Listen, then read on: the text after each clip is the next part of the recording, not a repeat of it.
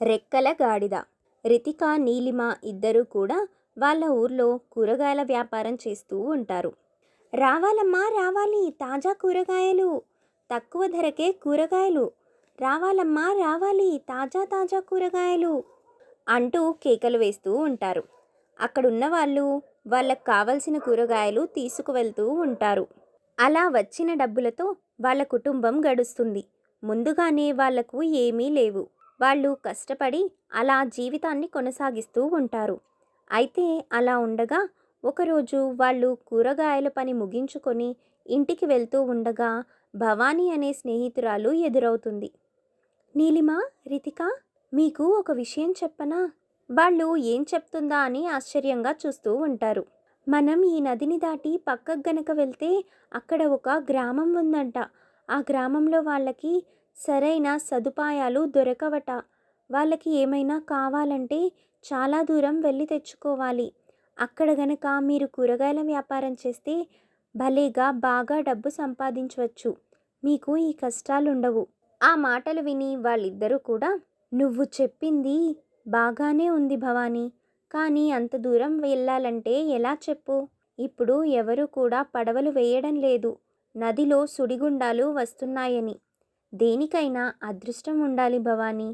నువ్వు ఇంత దూరం మా కోసం వచ్చి ఈ విషయం చెప్పినందుకు చాలా సంతోషం అని అక్కడి నుంచి వెళ్ళిపోతారు. కానీ వాళ్ళ మనసులో మాత్రం భవానీ చెప్పింది అలాగే ఉండిపోతుంది. వాళ్ళిద్దరూ రాత్రి సమయంలో భోజనం చేస్తూ మాట్లాడుకుంటూ ఉంటారు. అక్క, భవానీ చెప్పింది భలేగా ఉంది కదా. అక్కడికి వెళ్తే నిజంగానే మనం బాగా డబ్బు సంపాదించవచ్చు. దేవుడి దయ వల్ల మనకి ఒక రెక్కల గుర్రం దొరికింది అనుకో, మనం అలా వెళ్ళి ఇలా రావచ్చు కదా. అవును, రావచ్చు కానీ ఆశకి హద్దుండాలమ్మా. మన కోసం రెక్కల గుర్రాలు, రెక్కల ఏనుగులు రావు, అర్థమవుతుందా? గుర్రాలు ఏనుగులు కాకపోతే గాడిదలు వస్తాయిలే. ఒక రెక్కల గాడిద ఉన్నా నేను వెళ్ళి వస్తాను. రితిక పెద్దగా నవ్వుతూ, అవును, గాడిద మీదే తిరగాలి నువ్వు, అప్పుడు బాగుంటుంది అని పెద్దగా నవ్వుకుంటుంది. వాళ్ళు సరదాగా మాట్లాడుకుంటారు. ఆ తర్వాత భోజనం చేసి ప్రశాంతంగా విశ్రాంతి తీసుకుంటారు. ఆ రోజు రాత్రి సమయంలో ఒక రెక్కల గాడిద మీద ఒక దయ్యం తిరుగుతూ ఉంటుంది. అది గ్రామంలో అటు ఇటు తిరుగుతూ, ఈరోజు ఏ ఇంట్లో కూడా సరైన భోజనం చేయలేదు. ఊరి చివరలో ఉన్న ఇల్లు వైపు చూద్దాం పదా అంటూ గాడిదకు చెప్తుంది. అప్పుడు రెక్కల గాడిద, మహారాణి, ఈ మధ్య మీరు బాగా తిని తిని లావైపోతున్నారు. నేను నీ బరువు మోయలేకపోతున్నాను. నువ్వు కొంచెం తిండి తగ్గించుకో. నేను తిండి తగ్గించుకోవడం కాదు, నువ్వు కొంచెం బలంగా తిను. మీరు నన్ను ఎక్కడా తిననిస్తున్నారు? మీకే సరిపోవడం లేదు, ఇంకా నాకేం మిగులుతుంది అని అంటుంది రెక్కల గాడిద. అందుకు దయ్యం పెద్దగా నవ్వుతుంది. నవ్వుకుంటూ నీలిమ వాళ్ళ ఇంటి వైపు వెళ్తుంది. ఇక్కడ ఏదో మంచి వాసన వస్తుంది, వెళ్దాం పదా. రెక్కల గాడిద సరే అని వాళ్ళ ఇంటి ముందు ఆమెను దించుతుంది. దయ్యం దర్జాగా నడుచుకుంటూ లోపలికి వెళ్తుంది. వంటగదిలో ఉన్న అన్నం తీసుకొని కూర కలుపుకొని తినడం మొదలు పెడుతుంది. అబ్బా, ఇక్కడ ఎంత కమ్మగా వంట చేశారు వీళ్ళు. ఇక రోజు వీళ్ళింటికే రావాలి అని తనలో తాను అనుకుంటుంది. అప్పుడు ఆమెకు ఒక మాట వినబడుతుంది. అది అస్సలు కుదరదు అని. దయ్యం భయంతో ఎవరు అని చూడగా నీలిమ, రితిక ఇద్దరూ చాలా ధైర్యంగా ఆ దయ్యం వెనుక నిలబడి ఉంటారు. దయ్యం వాళ్ళని చూసి, నన్ను చూస్తే మీకు భయం వేయడం లేదా? చాలా ధైర్యంగా నాతో మాట్లాడుతున్నారు. ఈ ఇల్లు ఎవరిదో తెలిసే వచ్చావా? మా బామ్మ మాయలు మంత్రాలతో మీ దయ్యాలని తరిమి కొట్టేది. అదిగో ఆ ఫోటోలో ఉంది చూడు ఆమె. దాన్ని చూసి దయ్యం, వామ్మో, ఈ ముసల్దింకా బతికే ఉందా, పోయిందా? మా దయ్యాలకు కంటి నిండా నిద్ర ఉంచలేదు. ఆ మాట వినగానే వాళ్ళిద్దరూ కూడా పెద్దగా నవ్వుతారు. దయ్యానికి ఏమీ అర్థం కాదు వాళ్ళు ఎందుకు నవ్వుతున్నారు అని. వాళ్ళని ఎదురు ప్రశ్నిస్తుంది. మా బామ్మ తీర్థయాత్రలకని వెళ్ళింది, ఇంతవరకు రాలేదు. ఎక్కడుందో కూడా తెలీదు. ఆమె ఇప్పుడెలాగో రాదులే, నువ్వేమీ కంగారు పడొద్దు అని అంటుంది రితిక. వాళ్ళ మాటలు విని దయ్యానికి కాస్త సరదాగా అనిపిస్తుంది. మిమ్మల్ని చూస్తుంటే చాలా మంచి వాళ్ళలాగా ఉన్నారు. పైగా ఇక్కడ వంట కూడా చాలా అద్భుతంగా ఉంది. నాకు రోజూ కొంచెం భోజనం పెడతారా? తప్పకుండా పెడతాము. కానీ నువ్వు మాకు ఒక సహాయం చెయ్యాలి. అదేంటో చెప్పండి. నేను తప్పకుండా చేస్తాను. బయట ఉన్న రెక్కల గాడిద మీదేనా? అవును. అప్పుడు వాళ్ళు వాళ్ళ కష్టం గురించి చెప్పి ఆ రెక్కల గాడిదను వాళ్ళకి ఇవ్వమని అడుగుతారు. ఇంత చిన్న వయసులో మీరు చాలా కష్టపడుతున్నారంటే నాకు చాలా బాధగా ఉంది. నేను ఖచ్చితంగా మీకు సహాయం చేస్తాను. ఈ రెక్కల గాడిదను మీరే ఉపయోగించుకోండి. తను ఎంత దూరమైనా వెళ్ళగలదు. ఎంత బరువునైనా మొయ్యగలదు. సరదాగా మాట్లాడుతూనే ఉంటుంది. దానిని మీరేమీ పట్టించుకోవద్దు. అతని పేరు గీకరి. తనని మీకు పరిచయం చేస్తాను రండి. అంటూ వాళ్ళని బయటకు తీసుకువెళ్తుంది. గీకరి రెక్కల గాడిదకు వాళ్ళని పరిచయం చేస్తుంది. తను చేయాల్సిన పని కూడా చెప్తుంది. ఆ రెక్కల గాడిద సరే అని అంటుంది. ఇక తెల్లారిపోతుంది. దయ్యం అక్కడి నుంచి మాయమైపోతుంది. ఆ రెక్కల గాడిద మాత్రం అక్కడే ఉంటుంది. ఇక వాళ్ళు హడావిడిగా వాళ్ళ పనులు ముగించుకొని కూరగాయలన్నీ మూటలు కట్టి ఆ గాడిద మీద వేస్తారు. ఇక వాళ్ళిద్దరూ కూడా గాడిద ఎక్కి కూర్చుంటారు. గాడిద రెక్కలతో ఆకాశంలోకి ఎగురుతుంది.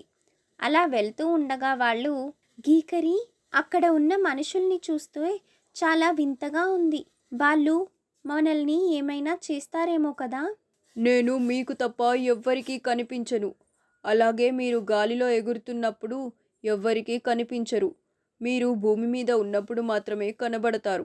ఆ మాట వినగానే వాళ్ళు చాలా సంతోషం అని సంబరపడతారు. పైన తథాస్తు దేవతలు ఉన్నారనుకుంటా. నేను రెక్కల గాడిద గురించి అలా చెప్పానో లేదో, నువ్వు భలేగా ప్రత్యక్షమయ్యావు.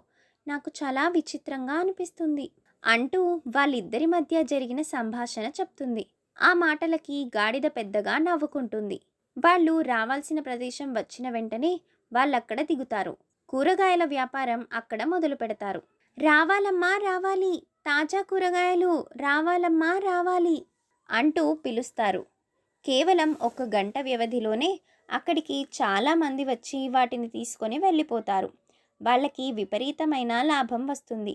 దాన్ని చూసి చాలా సంతోషపడుతూ, ఇంత డబ్బు మా జీవితంలో ఎప్పుడూ చూడలేదు, చాలా సంతోషంగా ఉంది అనుకొని గాడిద మీద ఎక్కి మళ్ళీ ఇంటికి ప్రయాణమవుతారు. ఇంటి దగ్గరికి వచ్చిన తర్వాత, నువ్వు ఏం తింటావో మాతో చెప్పు, నేను వాటిని సిద్ధం చేస్తాను. నేను సామాన్యమైన గాడిదల్లాగా కాదు. మీరేదైతే తింటారో అదే నాకు పెట్టండి. ముందే చెప్తున్నాను, కొంచెం ఎక్కువ చేయండి. మా యజమానురాలు వచ్చిందంటే మీకు కూడా ఉంచకుండా తినేస్తుంది. ఆ మాటలకి వాళ్ళు నవ్వుతారు. మేము స్పెషల్గా బిర్యానీ చేస్తాము అని చెప్పి ఇద్దరు కూడా స్పెషల్గా బిర్యానీ చేయడం మొదలు పెడతారు. బిర్యానీ తయారు పూర్తవుతుంది. రాత్రి సమయం అయిన తర్వాత దయ్యం అక్కడికి వస్తుంది. అందరూ ఆరుబయట వెన్నెలలో కూర్చొని భోజనం చేస్తారు. నీలిమ, రితిక ఇద్దరూ మాట్లాడుతూ, నీ దయ వల్ల మేము ₹1 సంపాదించుకోగలిగాము. ఇలా కేవలం 1 నెల రోజులు ఉంటే మేం మంచి ఇల్లు కట్టుకుంటాము. కొంచెం అప్పులు కూడా ఉన్నాయి, అవి కూడా తీర్చుకుంటాము. ఈ గాడిదను నెల రోజులు ఉంచుతారు కదా? తప్పకుండా ఉంచుతాను. అయినా ఇంత మంచి అవకాశం ఉన్నా కూడా మీరు ఇంకా కష్టపడుతున్నారు. చాలా విచిత్రంగా ఉంది. మాకు కష్టం బాగా అలవాటైపోయింది. కష్టపడి సంపాదించిన ₹1 అయినా మేం చాలా సంతోషంగా ఉంటాం. అందరూ మీలాగే ఉంటే చాలా బాగుంటుంది. అయినా మీ మంచితనానికి, మీ కష్టగుణానికి నేను బహుమతిగా ఇస్తున్నాను అంటూ ఒక చిటిక వేస్తుంది. ఏదో అక్కడ వాళ్ళ చిన్న ఇల్లు మాయమైపోయి పెద్ద ఇల్లు వచ్చేస్తుంది. అప్పుడు దాన్ని చూసి వాళ్ళు మరింత సంతోషపడుతూ, ఈ ఊర్లో ఎంతమంది పెద్దవాళ్ళు ఉన్నారు, వాళ్ళకి సరైన ఇల్లు లేవు, వాళ్ళకు కూడా సహాయం చెయ్యి. ముఖ్యంగా మాకు ఈ విషయం గురించి చెప్పిన భవానీకి, మా స్నేహితురాలు భవానీ చాలా మంచిది, వాళ్ళకు కూడా సహాయం చేయండి తప్పకుండా. గీకరి, ఒకసారి ఊరు మొత్తం తిరిగిరా అని అంటుంది. గీకరి ఆకాశంలో రెక్కలతో ఎగురుతూ ఊరు మొత్తాన్ని చుట్టేస్తుంది. అలా అక్కడ ఉన్న ఇల్లులన్నీ ధనవంతుల ఇల్లుల్లాగా మారిపోతాయి. దాన్నంతా చూసిన అక్క చెల్లెళ్ళు చాలా సంతోషపడతారు. ఆ దయ్యానికి చాలా చాలా కృతజ్ఞతలు చెప్పుకుంటారు. ఆ తర్వాత ఉదయం కావడంతో దయ్యం అక్కడి నుంచి వెళ్ళిపోతుంది. మరుసటి రోజు ప్రజలు వాళ్ళ ఇల్లుని చూసి ఆశ్చర్యపోయి భగవంతుడే ఇలా చేశాడు అని అందరూ అనుకుంటారు. వాళ్ళ ఊరికి మంచి రోజులు వచ్చాయని ఎంతగానో సంతోషపడతారు. కానీ వాళ్లకు అసలు నిజం తెలియదు, ఆ దయ్యం వాళ్ళకి సహాయం చేసింది అని. ఇక ఆ దయ్యంతో ఇద్దరూ కూడా సంతోషంగా వాళ్ళ జీవితాన్ని గడుపుతారు. ధనవంతులు అవ్వడమే కాకుండా ఎంతో మందికి సహాయం చేస్తూ హాయిగా జీవిస్తారు.